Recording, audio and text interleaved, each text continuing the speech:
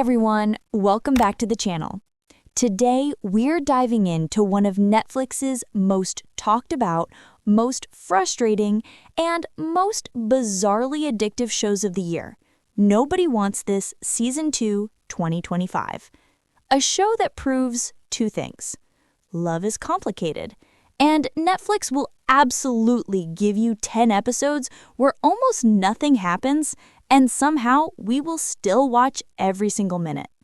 So grab your popcorn and maybe your Estee Lauder serum, since apparently it's mandatory now, and let's break this down from beginning to chaotic end.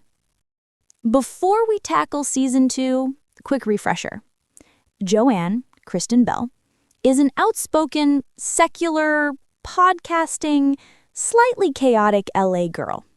Noah, Adam Brody, is a sweet, thoughtful rabbi with the emotional stability of a golden retriever. They meet, they fall in love, they clash over religion, they almost break up, they kiss dramatically, and boom, Season 1 ends on a cliffhanger of faith, romance, and please, for the love of God, communicate better energy. Season 2 picks up exactly where Season 1 left off. Joanne and Noah are still cute, still in love, and still completely stuck on one major question. Will Joanne convert to Judaism? And instead of resolving it, they spend the entire season having the same conversation, like they're trapped in a spiritual time loop run by Netflix executives. Every episode, they fight a little, they talk in circles, they avoid making a decision, then they cuddle and reset. It's like watching a couple argue quietly in a Whole Foods, polite, tense, and you just want to whisper, "Guys, therapy, please."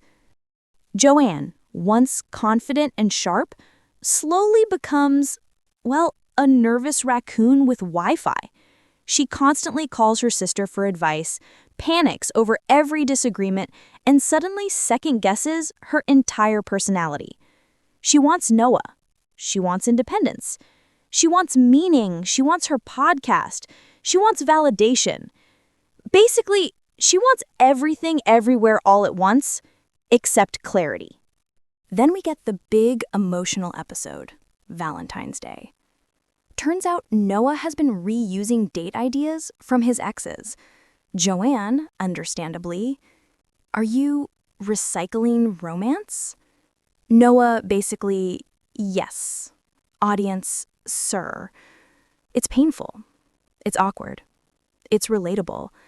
It's also the moment we all realize these two love each other, but they have no idea how to move forward.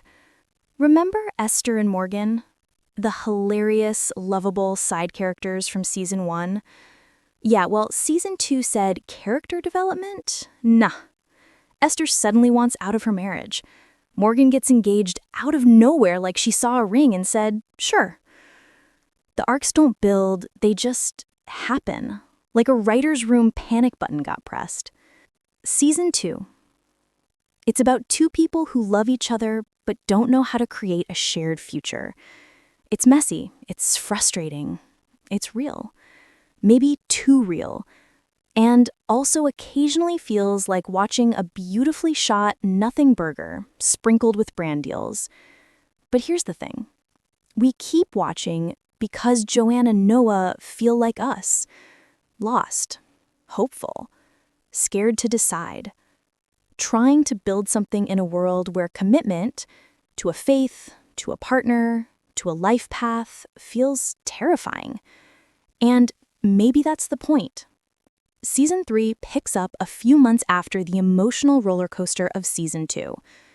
Joanne and Noah are still together, but their relationship is quietly cracking under the weight of the same old issue: conversion. They're in love, but exhausted. They don't break up, they just stop talking about the thing tearing them apart. It's peaceful and also depressing. Joanne decides she can't keep floating. She wants to understand Judaism for herself, not for Noah.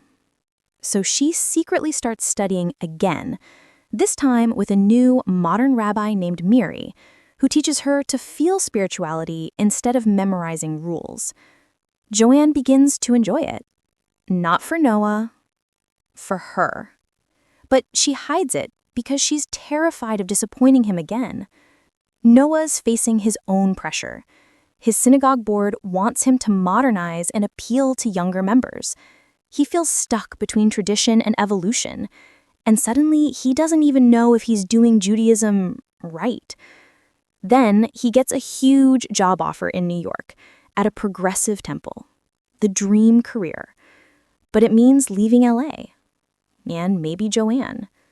Eventually, Noah learns Joanne has been studying, secretly. He feels betrayed, not because she's learning, but because she didn't trust him enough to share it. They don't explode. They crack, softly, painfully. To fix things, they make a deal. No conversion talk for 30 days. Just focus on loving each other again. And for a while, it works. They laugh, they date, they heal. But time isn't a cure. It's a countdown. When the 30 days end, they face the truth. Joanne still isn't ready to convert, and Noah still doesn't know if he can marry someone who never will. They love each other deeply, but love isn't answering the question for them anymore. Joanne finally confesses, "I can't say yes out of fear or no out of fear either." She chooses herself, and Noah does too. They don't scream. They don't hate each other. They quietly accept that maybe love isn't enough unless you're whole first. They separate, tenderly. It's the calmest heartbreak of their lives. Joanne goes to a Shabbat gathering alone. Not for Noah, but because she genuinely wants to understand faith. She lights the candles beautifully, and for the first time, she feels peace. Meanwhile, Noah decides a shocking thing. He turns down the New York job, not for Joanne, but because he realizes running away isn't growth. In the final scene, Noah stands outside Joanne's home. They see each other. Tired, wiser, still warm. No dramatic kiss, no dramatic breakup. Just two people choosing themselves and maybe still choosing each other, slowly, honestly. Fade out. Sometimes love isn't about holding on. It's about growing up enough to choose honestly. And sometimes the bravest thing isn't walking away. It's not forcing an answer before you're ready.